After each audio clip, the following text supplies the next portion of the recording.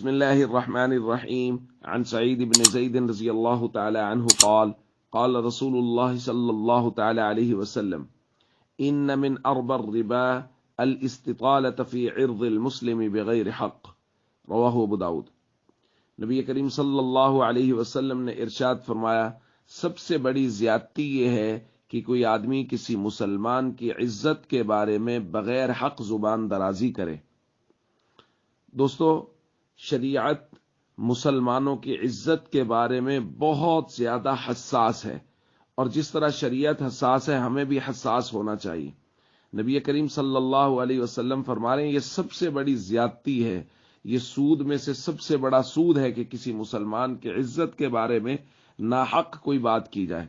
جیسے کہا گیا یہ بہت زیادتی کرتا ہے، یہ بڑا ظالم ہے، اسی لیے یہاں ناحق کا لفظ بولا۔ ہاں، اگر کسی کے ساتھ کوئی آدمی زیادتی کر رہا ہے تو اس کے لیے اجازت دی گئی کہ وہ اس طرح کے الفاظ کا استعمال کر سکتا ہے کہ اس نے میرے ساتھ ظلم کیا ہے، اس نے میرے ساتھ زیادتی کی ہے، وگرنہ عام حالات میں اس طرح کے لفظ کا استعمال کرنا جس سے مسلمان کی عزت نفس مجروح ہو، شریعت نے اس کو سب سے بڑی زیادتی قرار دیا ہے۔ اس لیے ہم سب کو چاہیے شریعت کے مزاج کو سمجھیں